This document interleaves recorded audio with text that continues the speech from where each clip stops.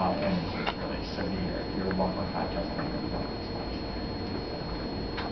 going to have a major problem. I'm not sure that from the image alone, you know, it was B0 or B1. I think the maybe it's just in one direction. So a failed grading core oil would distort in just one direction if you enhance the more central image.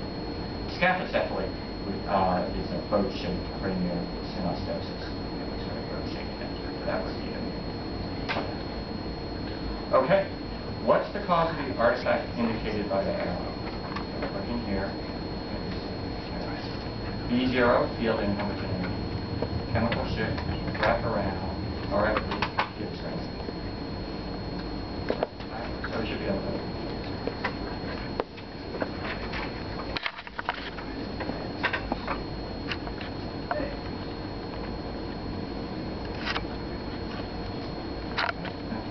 The overwhelming majority is correct. So this is chemical shift. This is something you'll see in essentially every image. What does chemical shift refer to?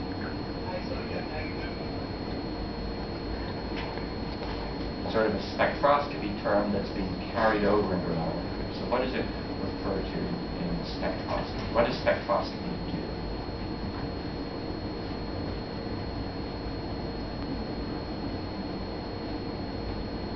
And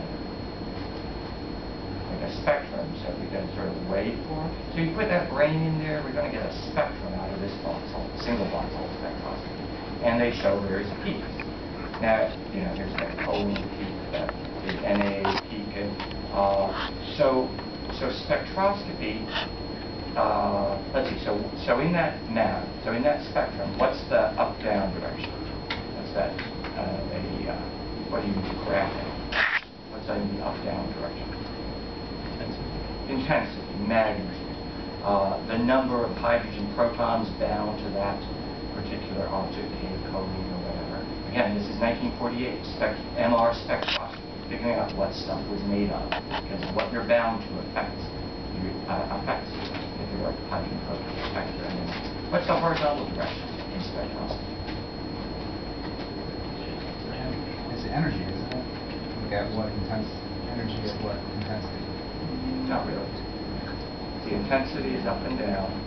So how many protons to choline, how many Na? What's the horizontal direction?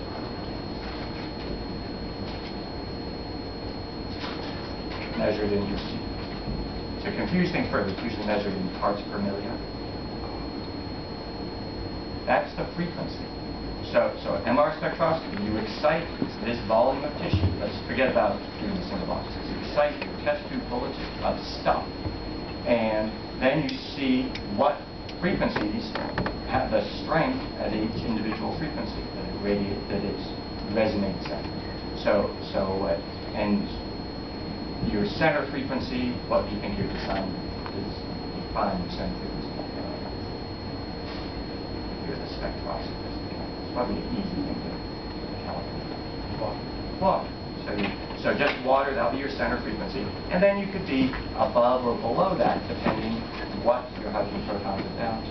That's MR spectroscopy. That distance, so to say it's 3.5 parts per million, 1.2 parts per million, is the chemical shift, or you're shifted away from water. And so different substances, depending what you're bound to, the hydrogen's bound to those long carbon chains in a fatty acid, have a different resonant frequency. And so they're shifted. I mean, why does that show up in the image? That's the local environment is different, so it's changing the frequency because it's adjacent to an interface of more fat or more water or something. Yeah. Because the local proton environment is different than it is elsewhere because of the interface. Well, that's actually for sort of the second kind of chemical shift. This is just the first kind. Imagine we got two images here. The hydrogen bound to fat, the hydrogen bound to water. They have different resonant frequencies. All that. So imagine we had an image that was just fat and just a pure water image. Ideally, they would be lined up perfectly registered. But in fact, they're shifted. The fat image is shifted about 1.5 pixels, or 1 pixel on a typical 1.5 Tesla magnet. And it's shifted over. Because how do we figure out where this signal came from in this left-right direction? We have a gradient on when we're listening, the readout gradient. for the frequency gradient.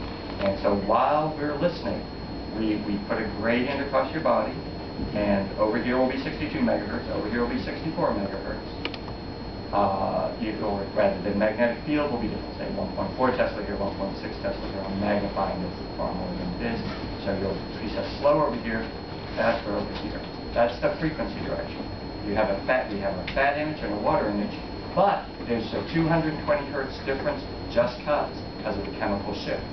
So that shifts the fat image 220 hertz relative to the water image. So this is chemical shift for the first time. Notice it isn't on this side. In fact, if we could see better, there'd be a white line here where the fat image is shifted on top of the water image. But so on the right side only, there's a black image. But the other kind of chemical shift is a box that contains both fat and water.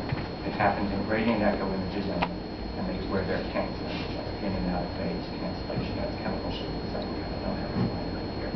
But this is chemical shift to the first side. Notice the black edges are just on one side of the object, or on one side of the fat water, there's a muscle water image. Make sense? Sort of? Not to get through next week. So again, so fat and protons and water protons have different resonant frequencies. They shift along the frequency direction. It's worse with narrow bandwidth imaging than what about worse at high field. If you're a spectroscopist, what kind of field do you want to maximize the spread out the frequency spectrum? High. It's the distance apart is the proportional field. The higher the better. Why do the spectroscopists measure things as parts per million? I only say 62.2 megahertz, 61.3 when they publish their spectrum. This is a bonus. It depended on the field. What? Because it's dependent on the field. I don't want to say that such and such resonates at this frequency. I would have to say it resonates at this frequency on my 2.2 my 2.2 Tesla magnet. I want to just say it's 1.2 parts per million to the left, to the right, plus or minus. That's why they measure frequency. Very good. What's the name of this artifact? Here's a nice basic artifact illustrated in these two images.